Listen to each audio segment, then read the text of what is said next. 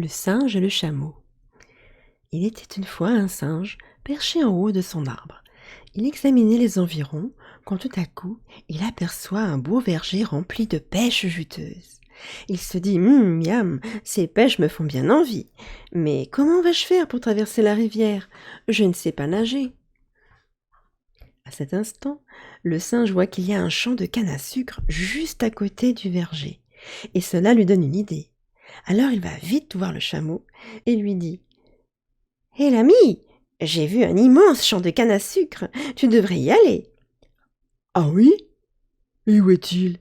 C'est facile, tu traverses la rivière, tu prends le premier chemin à gauche, puis ensuite tu tournes à droite, et ensuite tu prends la troisième à gauche et la cinquième à droite, Et oh là là là là là là!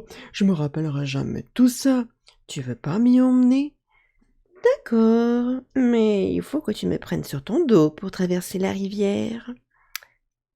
Et sans attendre, le singe s'installe entre les deux bosses du chameau, et le chameau traverse la rivière. Quand ils arrivent au champ de canne à sucre, le singe lui dit: Bon, pendant que tu broutes, moi je vais faire le guet dans le verger d'à côté. Aussitôt, il file dans le verger et se régale de pêches bien juteuses. Puis, lorsqu'il a le ventre plein, il revient vers le chameau. Allez, viens, il est temps de rentrer. Attends un peu, j'ai encore faim, moi. Et il continue à brouter les cannes à sucre. Mais le singe est impatient et commence à s'énerver. Dépêche-toi, je veux rentrer. Le chameau insiste, il a la bouche pleine. Encore une minute, j'ai presque fini. Oh, le singe n'a pas envie d'attendre, et il le menace. Si tu ne te dépêches pas, je me mets à crier.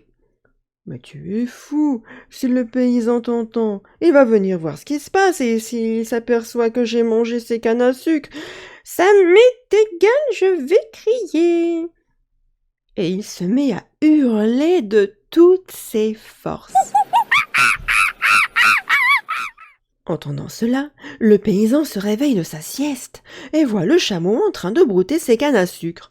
Aussitôt, il attrape son bâton, se jette sur le chameau et le frappe de toutes ses forces. La pauvre bête a le dos tout meurtri et s'enfuit vers la rivière où le singe l'attend tranquillement. Tu vois, tu aurais mieux fait de m'écouter, ça t'aurait évité de recevoir des coups de bâton. Mais quel culot, toi, le singe! C'est toi qui as réveillé le paysan! Moi? J'ai rien fait. Puis il se gratte la tête. Ah oui, oh, après tout, oh, j'ai peut-être crié, mais oh, tu sais, ça m'arrive parfois quand je suis nerveux. Oh, je me mets à crier sans pouvoir m'en empêcher, c'est comme ça, je suis désolée, c'est une espèce de maladie. N'en parlons plus. Allez, monte sur mon dos et rentrons. Content, le singe s'installe entre les deux bosses du chameau, et le chameau entre dans l'eau. Mais arrivé au milieu de la rivière, le chameau se met soudain à crier. Je vais nager sous l'eau, je vais nager sous l'eau! Mais t'es complètement fou! Bah, je vais me noyer, moi!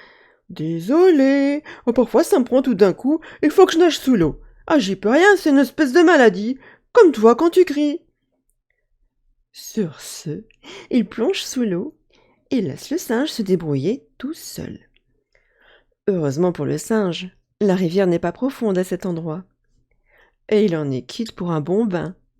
Mais, depuis, il réfléchit à 2 fois avant de trahir ses amis.